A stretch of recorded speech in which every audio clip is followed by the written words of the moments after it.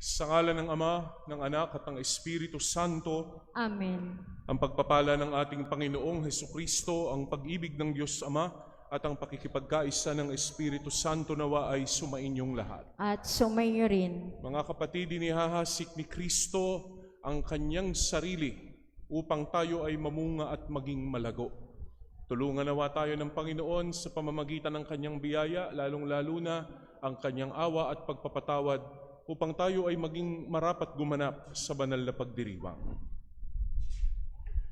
Panginoong Jesus, ikaw ang binhi ng buhay. Panginoon, kaawaan mo kami. Panginoon, kaawaan mo kami.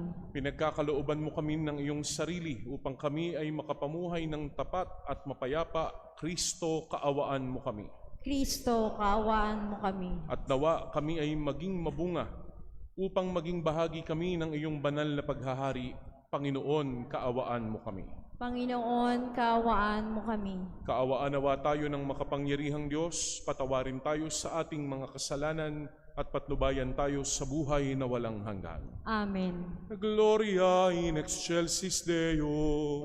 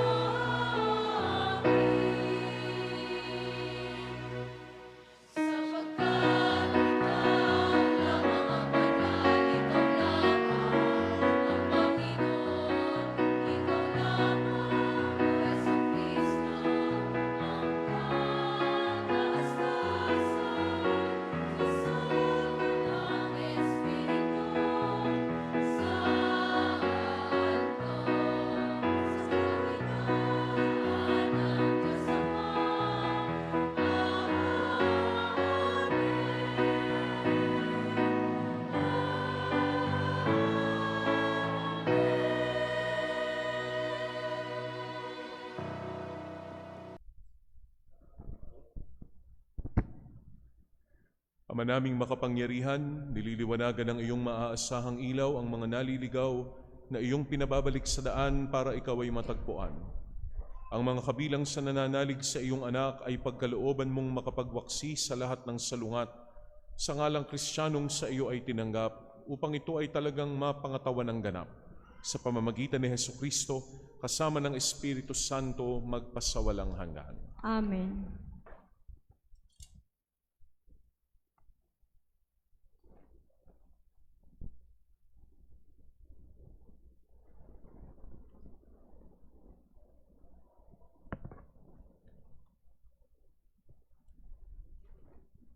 Ang salita ng Diyos mula sa aklat ni Propeta Isaías.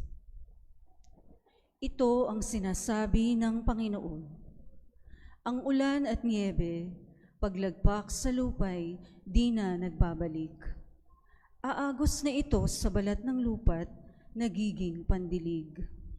Kaya may pagkait butil na panghasik.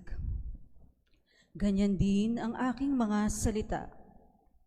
Magaganap nito ang lahat kong nasa. Ang salita ng Diyos. Salamat sa Diyos.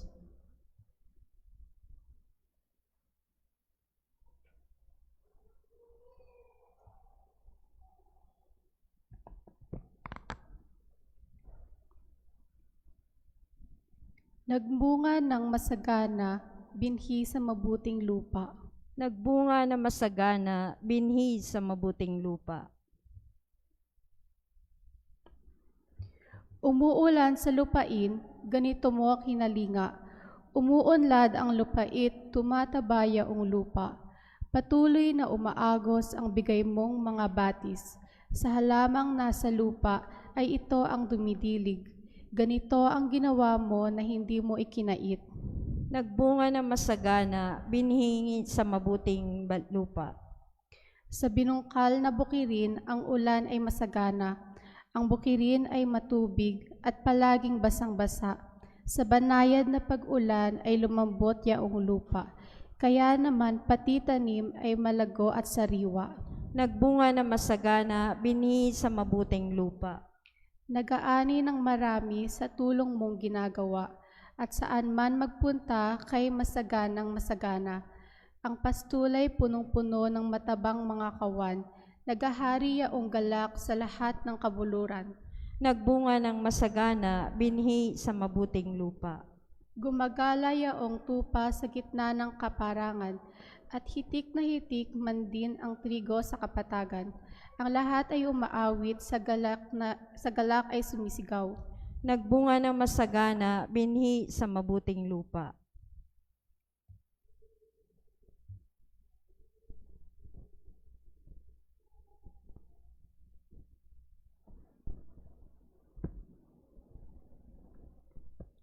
Ang salita ng Diyos mula sa sulat ni Apostol San Pablo sa mga taga-Roma. Mga kapatid, sa ganang akin, ang mga pagtitiis sa kasalukuyan ay hindi maihahambing sa ihahayag na kaluwalhatiang sa atin. Nananabik ang sangnilikha na ihayag ng Diyos ang kanyang mga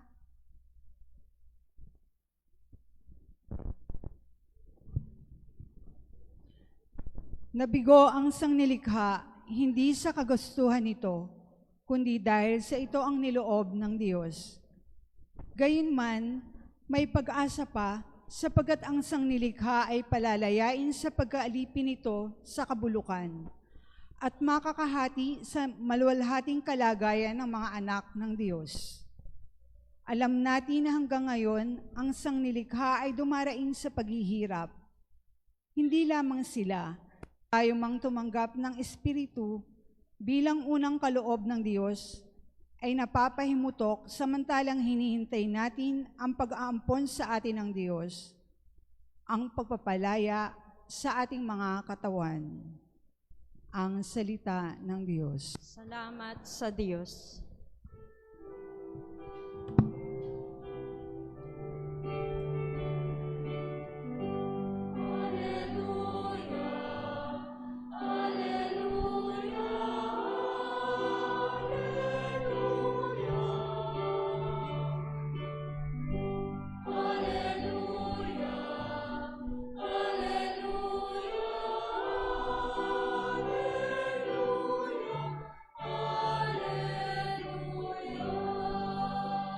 Diyos ang buto ng tanim ni Heso Kristo upang tumubo sa tao.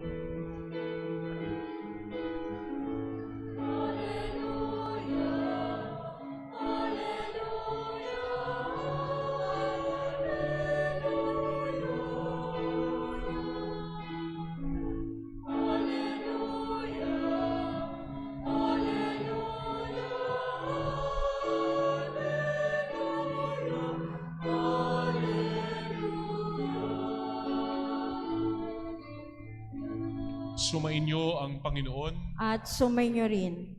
ang mabuting balita ng Panginoon ayon kay San Mateo. Papuri sa iyo, Panginoon.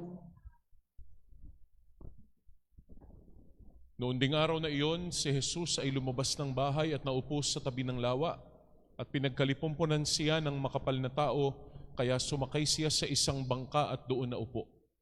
Nasa dalampasigan naman ang mga tao at nagturo siya ng maraming bagay sa pamamagitan ng mga talinghaga.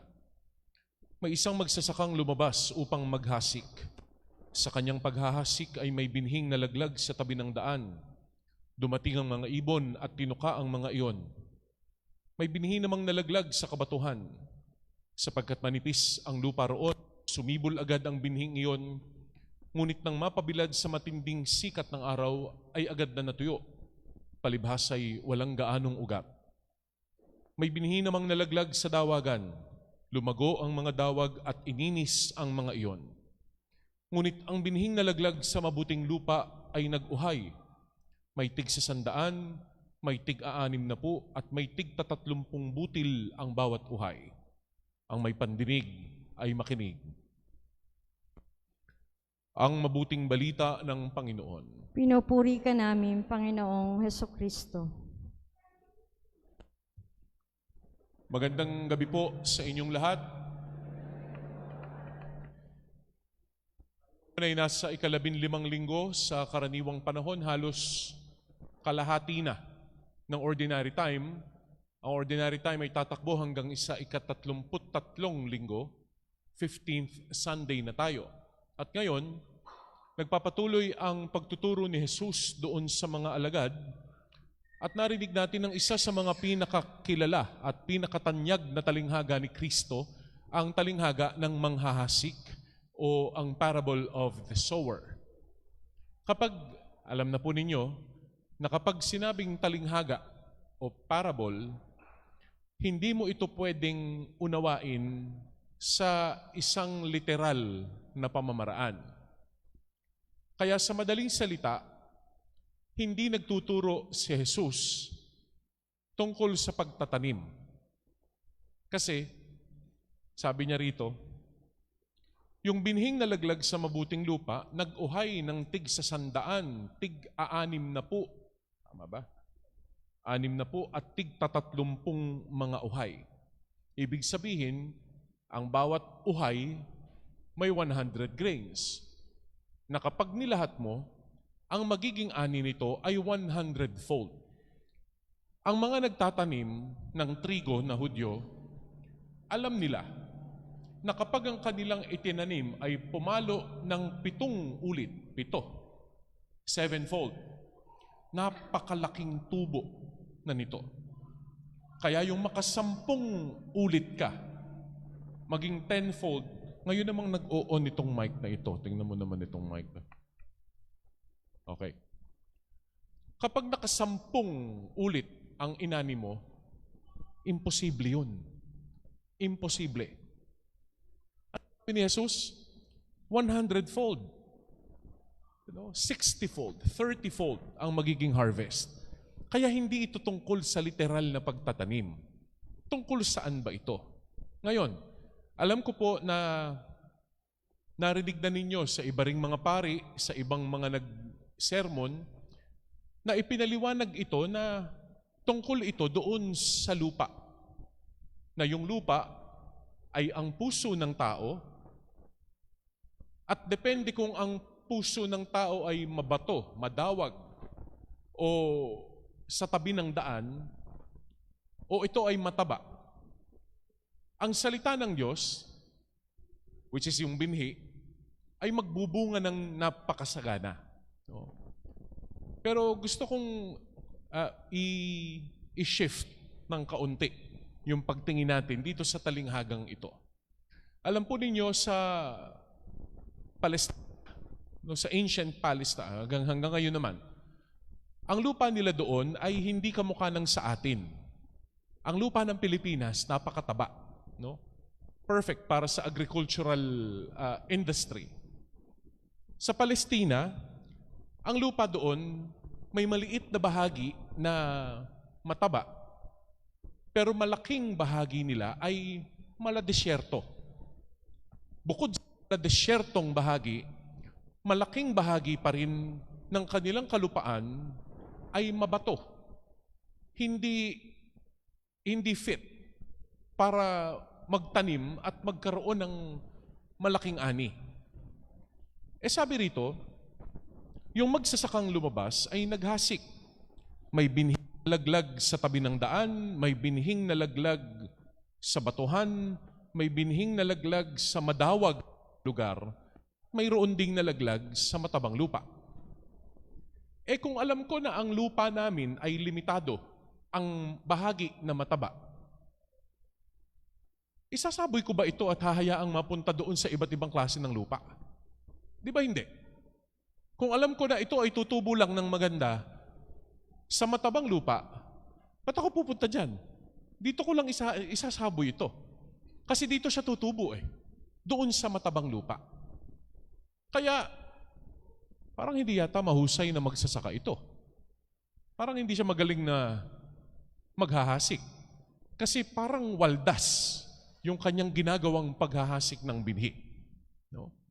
Pero dahil nga hindi ito tungkol sa pagtatanim, kundi tungkol sa paghahasik ng salita ng Diyos, sa bawat isang tao, mayroon akong gustong tingnan nating mabuti. Ang titingnan natin dito ay hindi yung lupa, kundi yung naghahasik. Sa mahabang version ng pagbasang ito, inilarawan ni Jesus na ang naghahasik ay walang iba kundi ang Diyos. Diyos. Hindi mo pwedeng sabihin ang Diyos ay isang tangang magsasaka. Pansinin mo, alam niyang ang lupa rito ay madawag. Alam niyang ang lupa dito ay mabato. Alam niyang ang lupa dito ay nasa tabi ng daan. Pero inihasik pa rin niya. Gusto kong tingnan natin ngayon itong manghahasik na Diyos na tumataya at sumusugal sa ibang klase ng lupa. Kasi, sino ba sa atin ang makapagsasabing, ako, matabang lupa ako? No? Wala. Ako mataba. Pero lupa, no? Walang makapagsasabi sa atin. Panginoon, ako mabait. Lord, ako, mahusay ako. Panginoon, ako po ay nagdadasal. Panginoon, ako ay nagsisimba.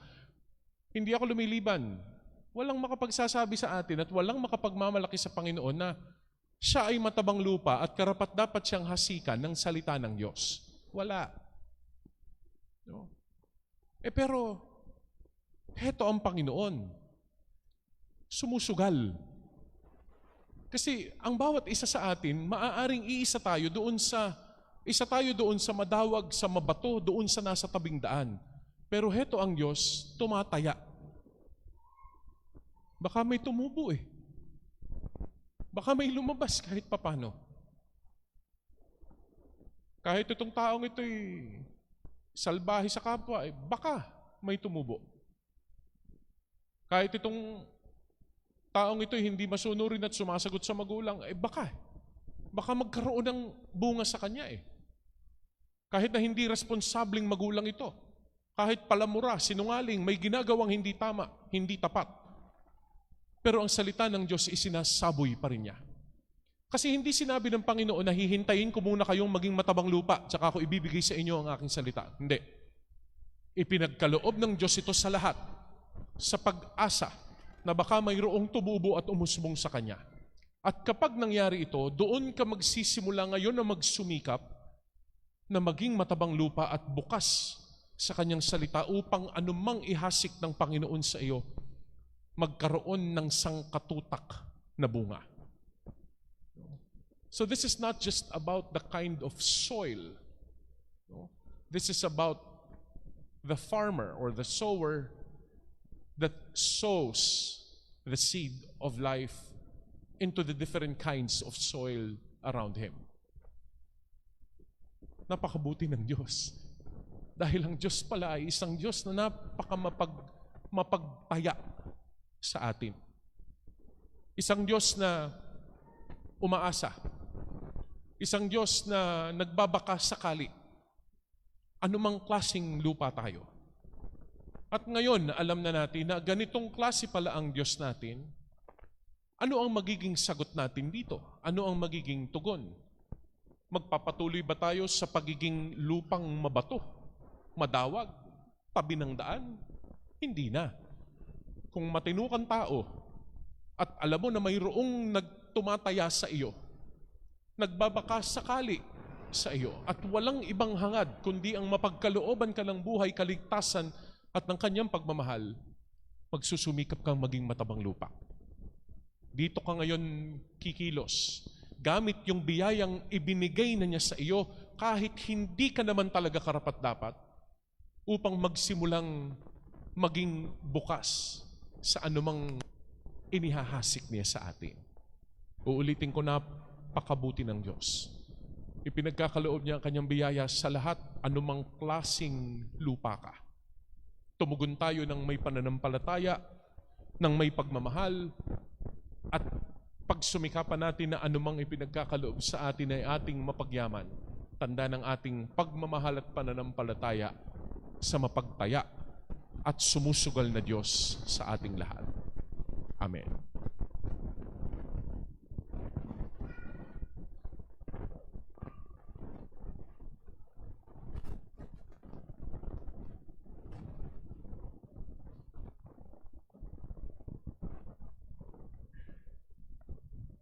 Sumasampalataya ako sa Diyos amang makapangyarihan sa lahat, na may gawa ng langit at lupa.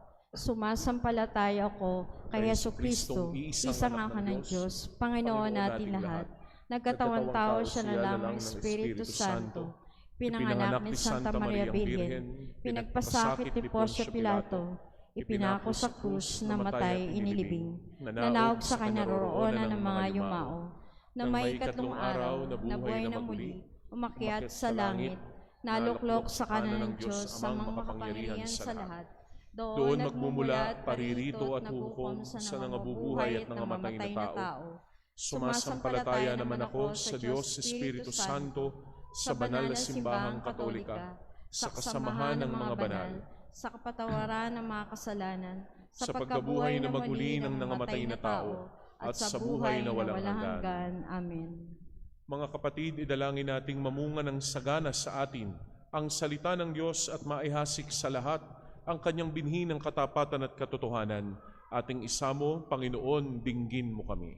Panginoon, dinggin mo kami. Para sa simbahan, upang kanyang maihasik at mamunga ng sagana ang binhi ng mabuting balita, manalangin tayo sa Panginoon. Panginoon, dinggin mo kami. Para sa mga bansang nakaririwasa, upang maibahagi nila ang kanilang yaman sa mga kapuspalad at nangangailangan, manalangin tayo sa Panginoon. Panginoon, dinggin mo kami. Para makamit natin ang nagbibigay buhay na ulan, at ang kaaya-ayang panahon nang ang binhi ng lupa ay tumubo at mapakain ang mga nagugutom, manalangin tayo sa Panginoon. Panginoon, dinggin mo kami.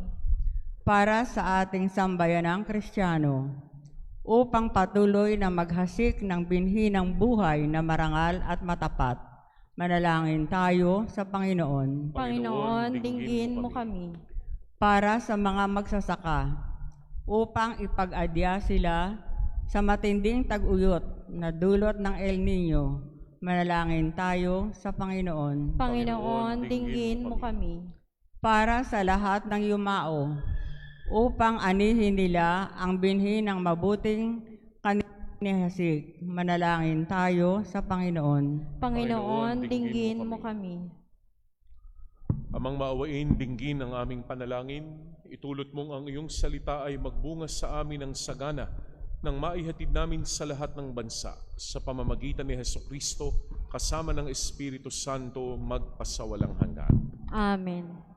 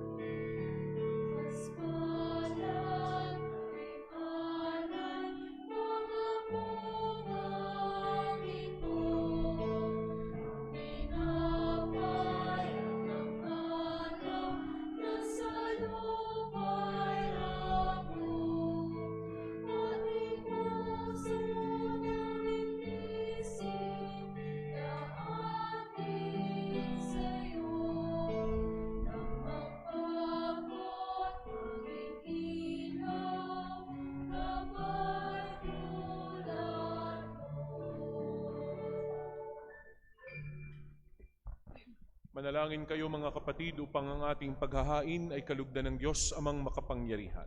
Tanggapin nawa ng Panginoon itong paghahain sa iyong mga kamay, sa kaparihan niya at karangalan sa ating kapakinabangan at sa buong sambayang banal. Ama naming lumikha, tunghayan mo ang mga alay ng iyong sumasamong sambayanan at tanggapin mo ang mga ito para madagdagan ang iyong kabanalan sa mga nananalig na tunay sa pamamagitan ni Hesukristo, kasama ng Espiritu Santo magpasawalang hanggan. Amen. Sumainyo ang Panginoon. At sumainyo rin. Itaas sa Diyos ang inyong puso at diwa. Itinaasa namin sa Panginoon. Pasalamatan natin ang Panginoong ating Diyos. Marapat na siya ay pasalamatan. Ama naming makapangyarihan, tunay ngang marapat na ikaw ay aming pasalamatan. Sa iyong paglingap at kagandahang loob, ang tao'y nilikha mo at pinangasiwa sa sansinukob. Sa hangad mong siya'y iwastong lubos, siya'y pinagdusa mo sa kanyang pagtalikod. Sa iyong paggiliw, iyong ipinahintulot na makabalik siya sa pamamagitan ni Kristo Jesus. Kaya kaisa ng mga anghel na nagsisiawit ng papuri sa iyo, nang walang humpay sa kalangitan, kami nagbubunyi sa iyong kadakilaan.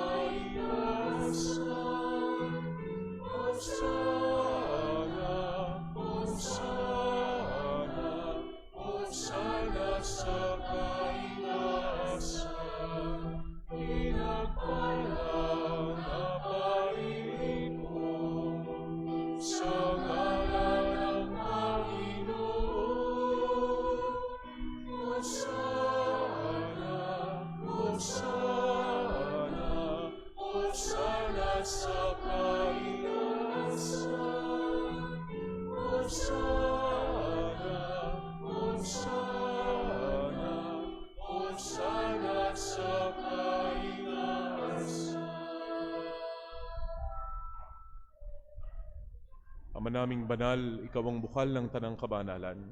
Kaya't sa pamamagitan ng iyong Espiritu, gawin mong banal ang mga kaloob na ito upang para sa amin ay maging katawan at dugo ng aming Panginoong Hesukristo. Noong gabing ipinagkanulo siya, hinawakan niya ang tinapay, pinasalamatan kaniya. Pinaghati-hati niya iyon, iniabot sa kanyang mga alagad at sinabi, "Tanggapin ninyong lahat ito at kanin, ito ang aking katawan na ihahandog para sa inyo."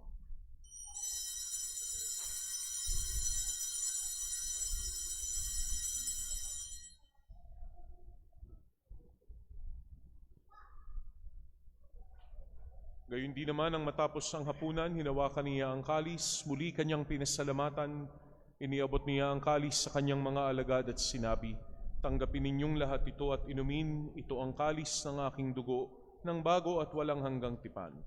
Ang aking dugo na ibubuhos para sa inyo at para sa lahat, sa ikapagpapatawad ng mga kasalanan. Gawin ninyo ito sa pag-alaala sa akin."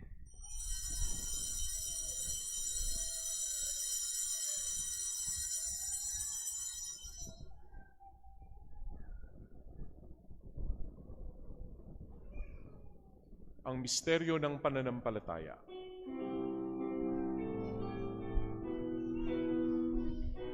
Sa puso at pagkabuhay, namin lubos ang tunay. O Jesus, aming Amay, ligtas mo aming tanan.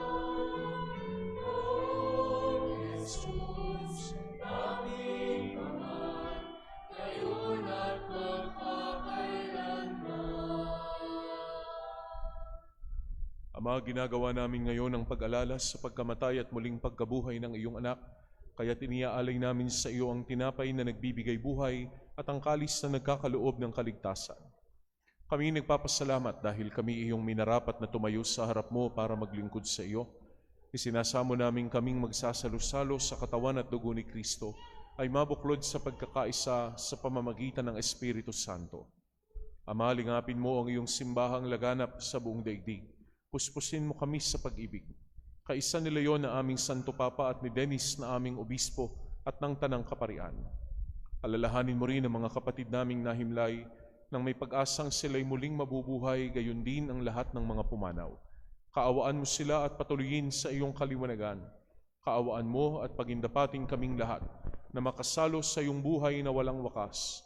Kaisa ng mahal na Birheng Maria na Ina ng Diyos, ni San Jose na kanyang kabiyak ng puso. Kaisa ng mga apostol at ng lahat ng mga banal na namuhay dito sa daigdig ng kalugod-lugod sa iyo. Maipagdiwang nawa namin ang pagpupuri sa ikararangal mo sa pamamagitan ng iyong anak na aming Panginoong Hesukristo. Sa pamamagitan ni Kristo, kasama niya at sa Kanya, ang lahat ng parangal at papuri ay sa iyo, Diyos amang makapangyarihan, kasama ng Espiritu Santo, magpasawalang hanggan.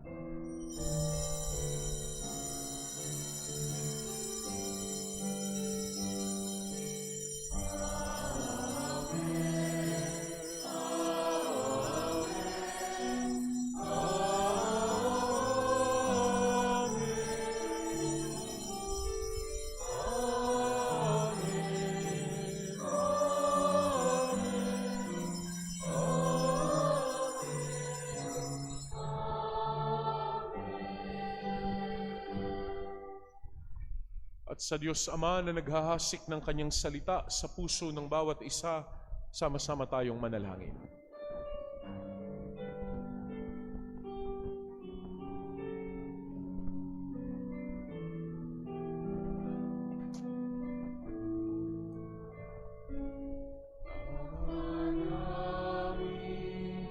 Sumasalangit ka, sambahin ang ngalan mo, mapasa kami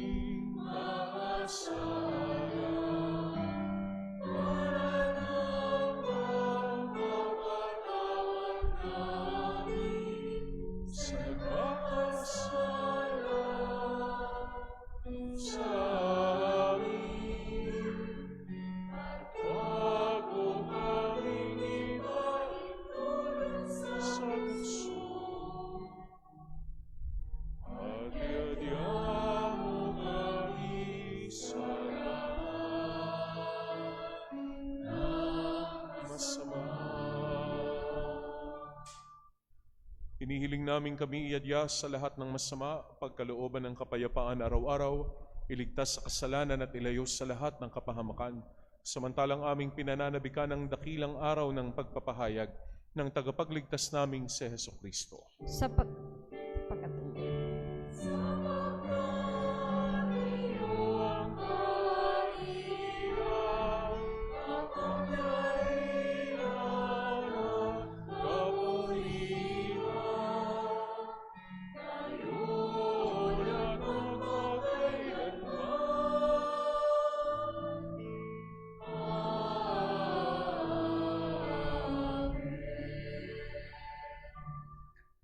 Panginoong Hesukristo, sinabi mo sa iyong mga apostol, kapayapaan ang iniiwan ko sa inyo, ang aking kapayapaan ang ibinibigay ko sa inyo.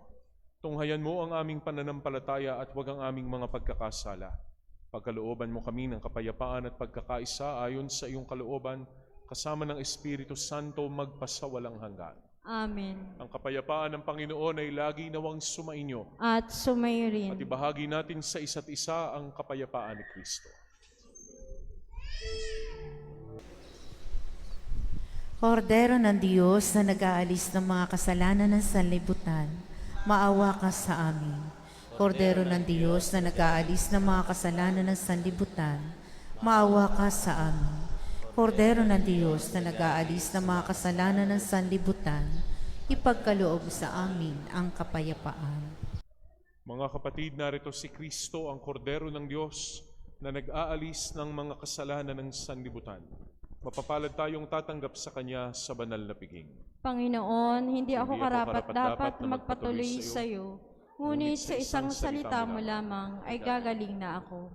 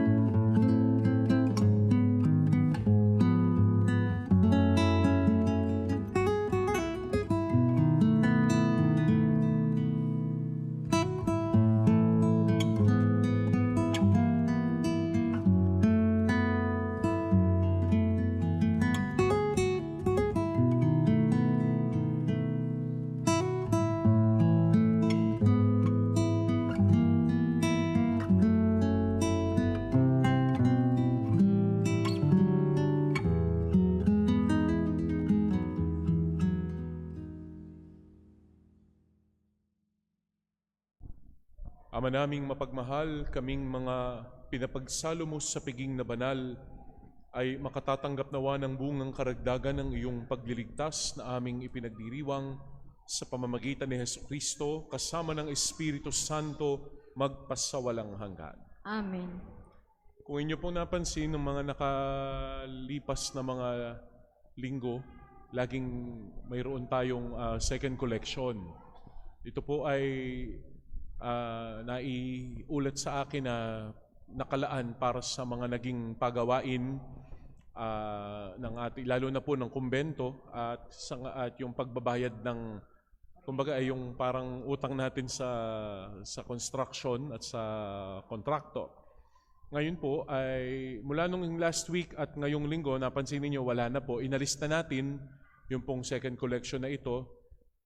Nakabayad na ba? Hindi pa. May utang po pero maliit na lang. At alam ko namang hindi pababayaan ng Panginoon ang kanyang simbahan at hindi nyo rin kami pababayaan. Kaya inalis na po natin yung second collection. Maliban po kapag mayroong utos mula sa diocese na may kinalaman po sa mga gawain ng simbahan dito sa atin sa Pilipinas, kung galing sa CBCP o para sa ilang mga paglalaanan, lalo na kapag panahon ng sakuna at ng mga charitable initiatives ng simbahan. Muli po, pasasalamat namin sa inyong lahat, sa inyong naging mapagbigay na suporta sa ating pong parokya, sa ating simbahan. Pagpalain nawa kayo ng Panginoong Diyos. At sumainyo ang Panginoon. At sumayo rin. At pagpalain po kayo ng makapangyarihan at maawain nating Diyos Ama, Anak at Espiritu Santo. Amen. Sumugal ang Diyos sa ating lahat. Pumayo tayo sa kanyang pag-ibig at kapayapaan na dulot ng kanyang salita. Salamat sa Diyos.